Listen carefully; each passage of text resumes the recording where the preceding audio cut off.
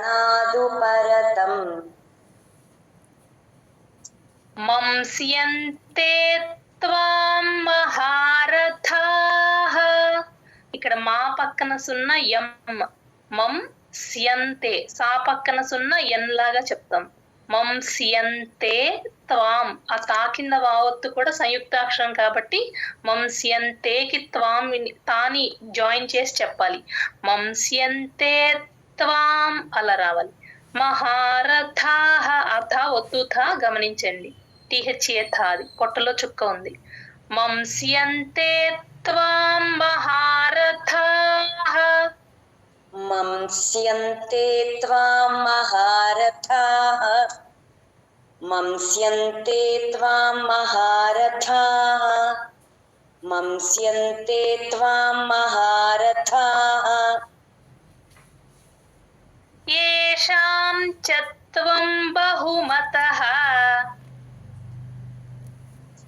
येषां च त्वं बहुमतः येषां च त्वं बहुमतः येषां च त्वं बहुमतः భూత్వా యాస్యసి లాఘవం. ఇక్కడ భూ మహాప్రాణం ఉందండి, గమనించండి. భూత్వా, భూత్వా అనేయకూడదు, భూకి తాని జాయిన్ చేసి చెప్పాలి, సంయుక్తాక్షరం కాబట్టి. భూత్వా యాస్యసి, ఆ సా కింద యావత్తు క్లియర్ గా వినిపించాలి. యాస్ యసి, భూత్వా యాస్యసి లాఘవం. సెకండ్ ఘ ఉత్తు ఘ అండి, గమనించండి. ఇది మహాప్రాణం పెట్టి చెప్పాలి. లాఘవం, భూత్వా యాస్యసి లాఘవం. భూత్వా యాస్యసి లాఘవం భూత్వా యాస్యసి లాఘవం భూత్వా యాస్యసి లాఘవం భయాద్రణాదు పరతం మంస్యంతే త్వాం మహారథాః. భయాద్రణాదు పరతం మంస్యంతే త్వాం మహారథాః భయాద్రణాదు పరతం మంస్యంతే త్వాం మహారథాః భయాద్రణాదు పరతం మంస్యంతే త్వాం మహారథాః येषां च त्वं बहुमतः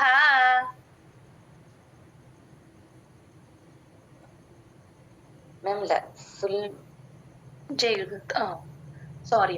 येषां च त्वं बहुमतः भूत्वा यास्यसि लाघवम्. येषां च त्वं बहुमतः भूत्वा यास्यसि लाघवम् येषां च त्वं बहुमतः भूत्वा यास्यसि लाघवम् येषां च त्वं बहुमतः भूत्वा यास्यसि लाघवम् भयाद्रणादु परतं मंस्यन्ते त्वां महारथाः. येषां च त्वं बहुमतः भूत्वा यास्यसि लाघवम्. भयाद्रणादु परतं मंस्यन्ते त्वां महारथाः येषां च त्वं बहुमतः भूत्वा यास्यसि लाघवम् भयाद्रणादु परतं मंस्यन्ते त्वां महारथाः येषां च त्वं बहुमतः भूत्वा यास्यसि लाघवम् भयाद्रणादु परतं मंस्यन्ते त्वां महारथाः येषां च त्वं बहुमतः भूत्वा यास्यसि लाघवम् भयाद्रणादु परतं मंस्यन्ते त्वां महारथाः येषां च సారీ మ్యామ్. येषां च त्वं बहुमतः भूत्वा यास्यसि लाघवम् भयाद्रणादु परतं मंस्यन्ते त्वां महारथाः येषां च त्वं बहुमतः भूत्वा यास्यसि लाघवम् भयाद्रणादु परतं मंस्यन्ते त्वां महारथाः येषां च त्वं बहुमतः भूत्वा यास्यसि लाघवम् జయగుదత్త మ్యామ్. మ్యామ్ సెకండ్ పాదం మంస్యంతే త్వాం. ఆ తా కింద వా ఉంది కదమ్మా, కొంచెం చిన్నగా పట్టుకొని చెప్పాలి. తేకి తాని జాయిన్ చేసి చెప్పండి. అలాగే భూత్వా అది కూడా ఓకే మ్యామ్. భయాద్రణాదు పరతం మంస్యంతే త్వాం మహారథాః येषां च त्वं बहुमतः भूत्वा यास्यसि लाघवम् भयाद्रणादु परतं मंस्यन्ते त्वां महारथाः येषां च त्वं बहुमतः भूत्वा यास्यसि लाघवम् भयाद्रणादु परतं मंस्यन्ते त्वां महारथाः येषां च त्वं बहुमतः भूत्वा यास्यसि लाघवम् జయగుదత్త మ్యామ్. జయగుదత్త 36వ శ్లోకం అండి. 36th శ్లోక. అవాచ్యవాదాంశ్చ బహూన్. ఇక్కడ చా కింద యావత్తు ఎక్కడొచ్చినా సరే యా క్లియర్ గా వినిపించాలి. అవాచ్ యా క్లియర్ గా వినిపించేటట్టు చూసుకోండి అందరు. అవాచ్యవాదాంశ్చ ఇక్కడ ఎమ్మేనండి, 0 ఎం లాగే చెప్తాము. వాదాంశ చ ఇష్ చా వచ్చినప్పుడు గమనించుకోండి. మనం ఫస్ట్ చాప్టర్ నుంచి చెప్తున్నాం కదా, షా సగమే పలుకుతాం, ష్ అని తీసుకుంటాం. చా క్లియర్ గా ల్యాండ్, చాతో ల్యాండ్ చేస్తాం. అవాచ్యవాదాంశ చ బహూన్. అవాచ్యవాదాంశ్చ బహూన్. అవాచ్యవాదాంశ్చ బహూన్. అవాచ్యవాదాంశ్చ బహూన్. అవాచ్యవాదాంశ్చ బహూన్. వదిష్యంతి తవాహితాః. ఇక్కడ ముద్ద షా కొంచెం ముద్దగా పలకాలండి. వదిష్యంతి టడడణ ఎక్కడ వస్తుందో టంగ్ అక్కడ తీసుకెళ్ళాలి. కొంచెం ట్విస్ట్ చేస్తే సరిపోతుంది. వదిష్యంతి తవాహితాః. వదిష్యంతి తవాహితాః. వదిష్యంతి తవాహితాః. వదిష్యంతి తవాహితాః. వదిష్యంతి తవాహితాః. నిందంతస్తవ సామర్థ్యం. నిందంతస్తవ సామర్థ్యం. ఆ రా కింద ఒత్తు థా యా రెండు ఉన్నాయి, రెండు వినపడేటట్టు చెప్పాలి. టీహెచ్ఏ థా, పొట్టలో చుక్క ఉన్న తా గమనించండి. సామర్థ్యం అయ్యా క్లియర్ గా వినిపించాలండి. నిందంతస్తవ సామర్థ్యం. నిందంతస్తవ సామర్థ్యం. నిందంతస్తవ సామర్థ్యం. నిందంతస్తవ సామర్థ్యం. నిందంతస్తవ సామర్థ్యం. తతో దుఃఖతరన్ను కిం. దుఃఖ డియుహెచ్ పైన రాసేసుకోండి అందరూ. డియుహెచ్ దుఃఖ్, ఆ విసర్గ హెచ్ లాగా పలుకుతామండి. కా ముందు విసర్గ దుఃఖ్ డియుహెచ్. దుఃఖతరం. ఆ కాకి మహాప్రాణం యూజువల్ గా మిస్ చేస్తూ ఉంటారు, గమనించండి. దుఃఖ కాకి అలా పడాలి, మహాప్రాణం పడకుండా చెప్తారు చాలా మంది, అది ఒక్కటి గమనించుకోండి. దుఃఖతరన్ నుకిం, నా ముందు 0 ఉంది కాబట్టి దుఃఖతరన్ నుకిం అలా చెప్పేస్తాం. తతో దుఃఖతరన్ను కిం తతో దుఃఖతరన్ను కిం తతో దుఃఖతరన్ను కిం తతో దుఃఖతరన్ను కిం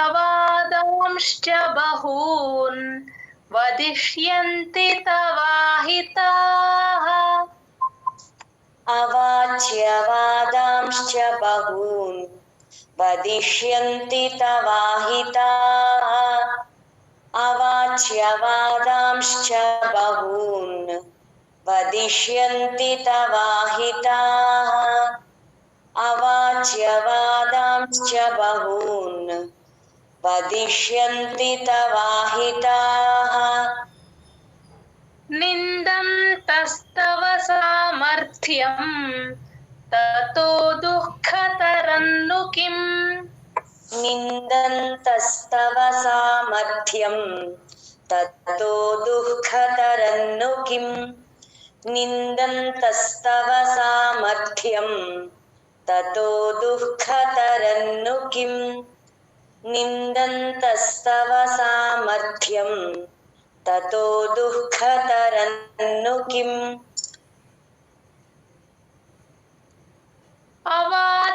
అవాచ్యవాదాంశ్చ బహూన్ వదిష్యంతి తవాహితాః నిందంతస్తవ సామర్థ్యం తతో దుఃఖతరన్ను కిం ఇక్కడ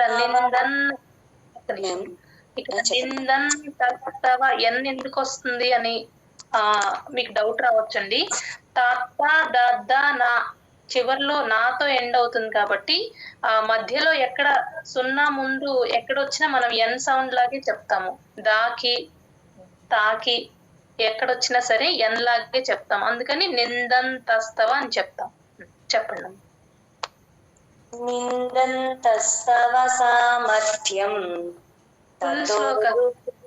సారీ మ్యామ్ సారీ అవాచ్యవాదాంశ్చ బహూన్ వదిష్యంతి తవాహితాః నిందంతస్తవ సామర్థ్యం తతో దుఃఖతరన్ను కిం అవాచ్యవాదాంశ్చ బహూన్ వదిష్యంతి తవాహితాః నిందంతస్తవ సామర్థ్యం తతో దుఃఖతరన్ను కిం అవాచ్యవాదాంశ్చ బహూన్ వదిష్యంతి తవాహితాః నిందంతస్తవ సామర్థ్యం తతో దుఃఖతరన్ను కిం అవాచ్యవాదాంశ్చ బహూన్ వదిష్యంతి తవాహితాః నిందంతస్తవ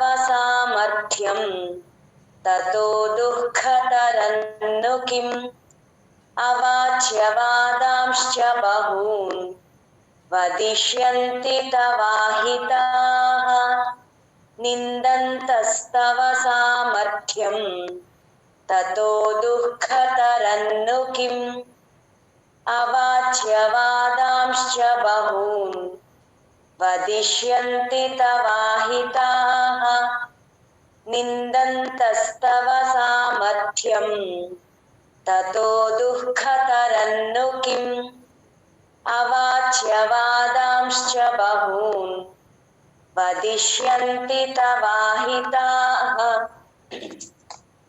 నిందంతస్తవ సామర్థ్యం తతో దుఃఖతరన్ను కిం అవాచ్యవాదాంశ్చ బహూన్ వదిష్యంతి తవాహితాః నిందంతస్తవ సామర్థ్యం తతో దుఃఖతరన్ను కిం. జై గురుదత్త మ్యామ్. జై గురుదత్తమ్మ. దుఃఖ అది అందరూ ఒకసారి గమనించుకోండి. తతో దుఃఖ. జై గురుదత్త. 37th శ్లోక. హతో వా ప్రాప్స్యసి స్వర్గం.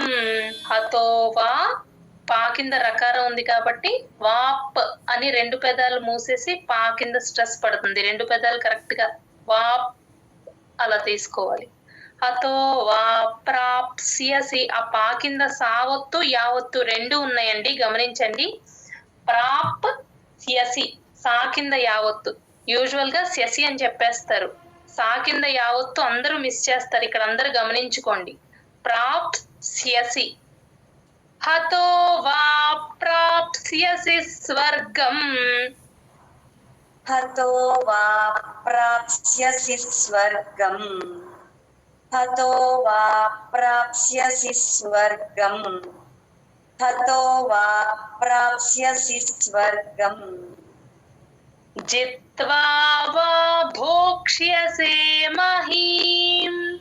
జిత్వా, ఆ తా కింద వావత్తుంది కాబట్టి జీకి తాని యాడ్ చేసి చెప్పాలి. జిత్వా అనేయకూడదు. జిత్వా. జిత్వా వా భోక్ష్యసే. భోకి మహాప్రాణం ఉందండి, గమనించండి. భోక్ష్యసే అక్షా ఇక్కడ కొంచెం జాగ్రత్తగా అందరూ గమనించుకోండి. భోక్ష్యసే, ఆ యా వినిపించకుండా భోక్షసే అనేస్తారు అందరూ. అలా అనకూడదు. భోక్ష్యసే, ఆ యా క్లియర్ గా వినిపించాలి. క్షా కింద యకారం ఎక్కడొచ్చినా సరే క్లియర్ గా వినిపించేటట్టు చెప్పాలి. భోక్ష్యసే మహీం. జిత్వా వా భోక్ష్యసే మహీం. జిత్వా వా భోక్ష్యసే మహీం. జిత్వా వా భోక్ష్యసే మహీం. జిత్వా వా భోక్ష్యసే మహీం. తస్మాదుత్తిష్ఠ కౌంతేయ. తస్మాదుత్తిష్ఠ, అక్కడ తా కింద తావొత్తుందండి, గమనించండి. ఎక్కడ తావొత్తు వచ్చినా కూడా దానికి కూడా మనం చిన్న స్ట్రెస్ ఇవ్వాలి, ఎక్కువ ఇవ్వకూడదు. దుత్ దుత్ అని యాడ్ చేసుకొని చెప్పాలి, దూకి తాని. తస్మాదుత్తిష్ఠ, ముద్ద షాకి ఒత్తుఠ, కంఠం అంటాం కదా, ఆఠ అన్నమాట. కొంచెం గట్టిగా చెప్పాలి ఇది. తస్మాదుత్తిష్ఠ కౌంతేయ. ఔకారం, ఔకారం ఎప్పుడొచ్చినా సరే మీ నోరు రౌండ్ గా అవ్వాలి, అది గమనించుకోండి. తస్మాదుత్తిష్ఠ కౌంతేయ. తస్మాదుత్తిష్ఠ కౌంతేయ. తస్మాదుత్తిష్ఠ కౌంతేయ. తస్మాదుత్తిష్ఠ కౌంతేయ. యుద్ధాయ కృత నిశ్చయః. యుద్ధాయ, ధా కింద దావత్తు మహాప్రాణం ఉంది, గమనించండి. కృ తేల్చి చెప్పాలి, కృ అలా. కృత నిశ్చయః, షా కింద చావత్తు. యుద్ధాయ కృత నిశ్చయః. యుద్ధాయ కృత నిశ్చయః. యుద్ధాయ కృత నిశ్చయః. యుద్ధాయ కృత నిశ్చయః. హతో వా ప్రాప్స్యసి స్వర్గం. జిత్వా వా భోక్ష్యసే మహీం. హతో వా ప్రాప్స్యసి స్వర్గం. జిత్వా వా భోక్ష్యసే మహీం. హతో వా ప్రాప్స్యసి స్వర్గం. జిత్వా వా భోక్ష్యసే మహీం. హతో వా ప్రాప్స్యసి జిత్వా వా భోక్ష్యసే మహీం. తస్మాదుత్తిష్ఠ కౌంతేయ. యుద్ధాయ కృత నిశ్చయః. తస్మాదుత్తిష్ఠ కౌంతేయ. యుద్ధాయ కృత నిశ్చయః. తస్మాదుత్తిష్ఠ కౌంతేయ. యుద్ధాయ కృత నిశ్చయః. తస్మాదుత్తిష్ఠ కౌంతేయ. యుద్ధాయ కృత నిశ్చయః. హతో వా ప్రాప్స్యసి స్వర్గం. జిత్వా వా భోక్ష్యసే మహీం. తస్మాదుత్తిష్ఠ కౌంతేయ. యుద్ధాయ కృత నిశ్చయః. హతో వా ప్రాప్స్యసి స్వర్గం.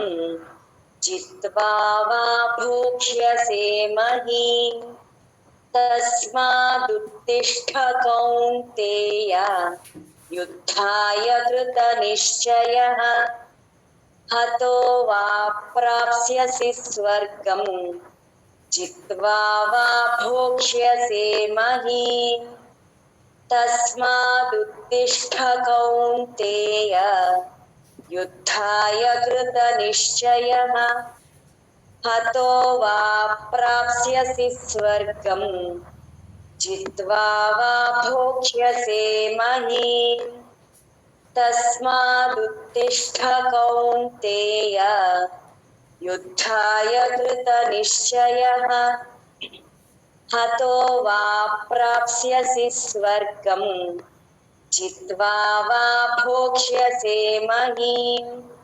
तस्मादुत्तिष्ठ कौन्तेय युद्धाय कृतनिश्चयः हतो वा प्राप्स्यसि स्वर्गम् जित्वा वा भोक्ष्यसे महीम्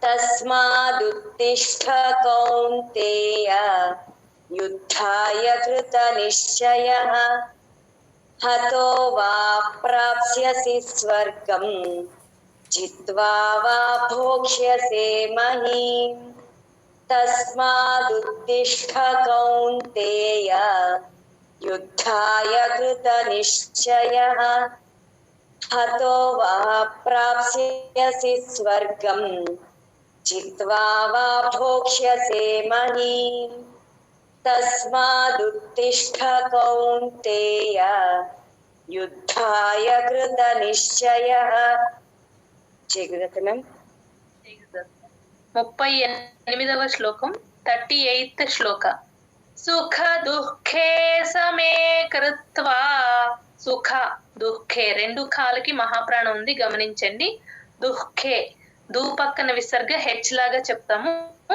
దుఃఖే డియుహెచ్ అని రాసేసుకోండి సుఖ దుఃఖే సమే కృత్వా కృ తేల్చి చెప్పాలి తా కింద వావొత్తుంది కాబట్టి కృకి తాని యాడ్ చేసుకొని చెప్పాలి కృత్వా అనేకూడదు కృత్వా సుఖ దుఃఖే సమే కృత్వా सुख दुःखे समे कृत्वा सुख दुःखे समे कृत्वा सुख दुःखे समे कृत्वा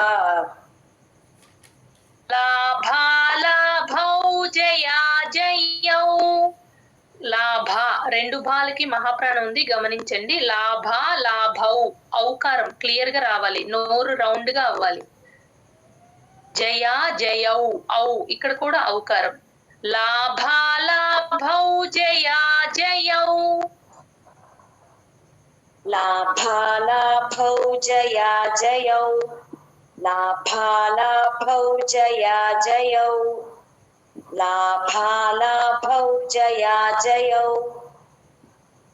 తతో యుద్ధాయ యుజ్యస్వ యుద్ధాయ దా కింద దావత్తు మహాప్రాణం ఉంది గమనించండి యుద్ధాయ యూకి దాని యాడ్ చేసుకొని చెప్తే క్లియర్ గా వినిపిస్తుంది దా కింద దావత్తు అలాగే మహాప్రాణం కూడా మిస్ చేయకుండా చెప్పాలి యుద్ధాయ తతో యుద్ధాయ యుజ్యస్వ ఈ జా కింద యావత్తు ఎప్పుడొచ్చినా జియా అని చెప్పాలి యూజువల్ గా జా అని చెప్పేస్తారు జా కింద జావత్తు పడేటట్టే చెప్తారు చాలా మంది ఇది కొంచెం అందరూ గమనించుకోండి యుజ్యస్వ ఆ సా కింద వావత్తు కూడా క్లియర్ గా వినిపించాలి తతో యుద్ధాయ యుజ్యస్వ మళ్ళీ ఒకసారి చెప్తానమ్మా ఒక్క నిమిషం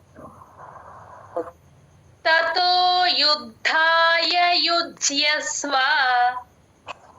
ततो युद्धाय युज्यस्व ततो युद्धाय युज्यस्व ततो युद्धाय युज्यस्व నైవం పాపమవాప్స్యసి నైవం పాప నా ప్లస్ ఐ నైవం పాపమవాప్ అంతవరకు క్లియర్ గానే చెప్తారు మవాప్ సియసి సా కింద యావత్తు క్లియర్ గా వినిపించాలి మవాప్ సియసి పైన పెన్సిల్తో రాసేసుకోండి కొన్ని రోజుల వరకు అలవాటయ్యే వరకు మీకు.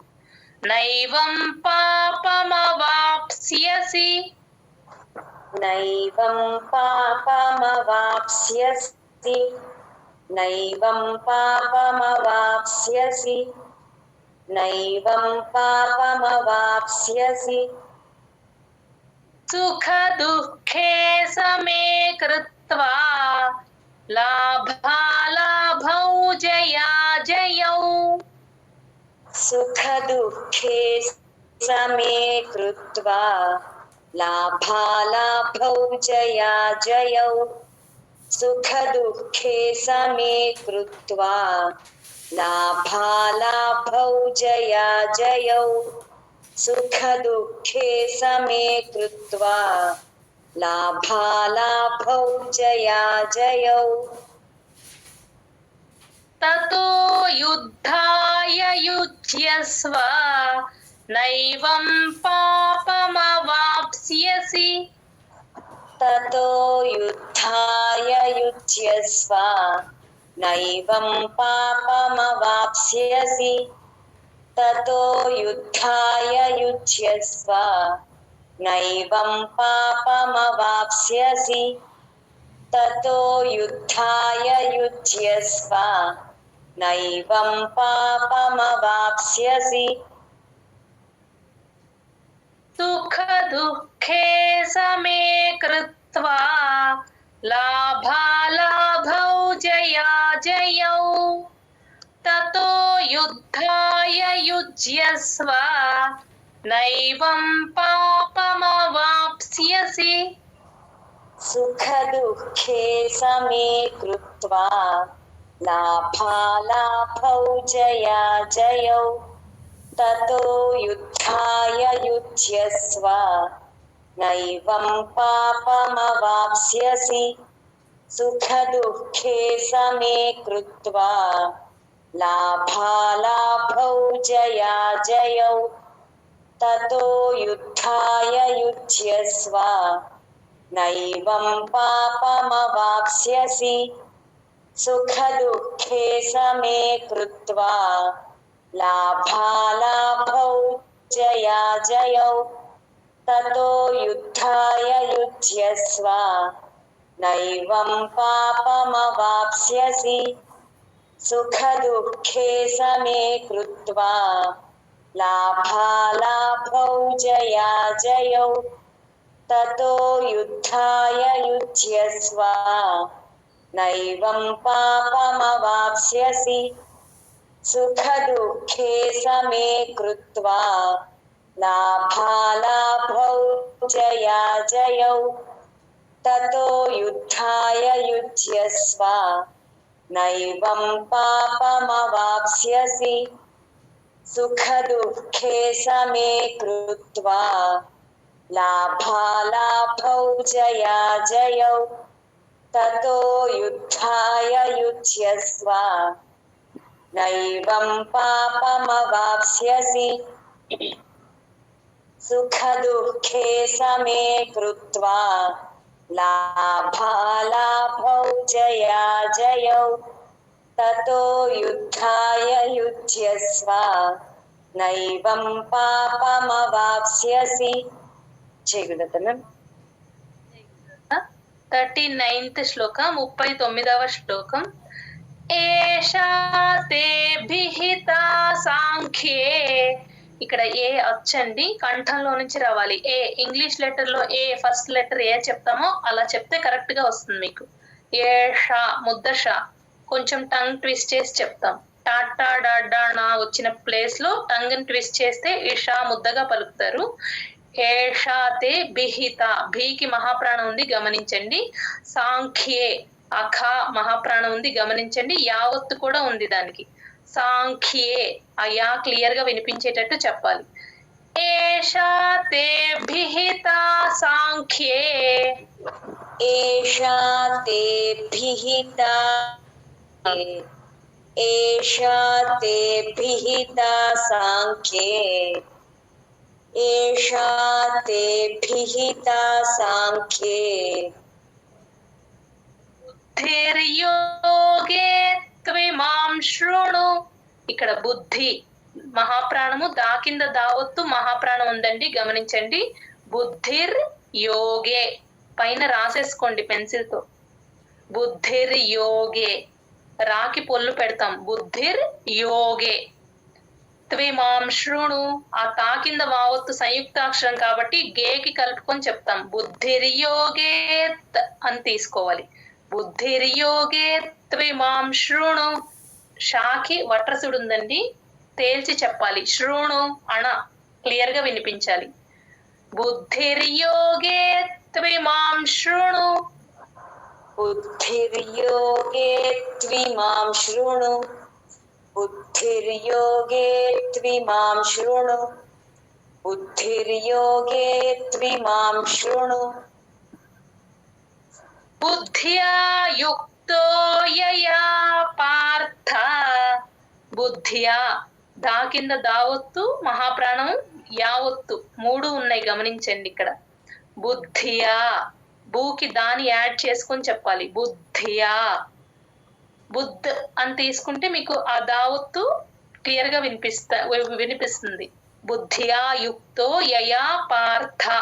రా కింద ఒత్తు తా, టిహెచ్ఏ తా ఉందండి, గమనించండి.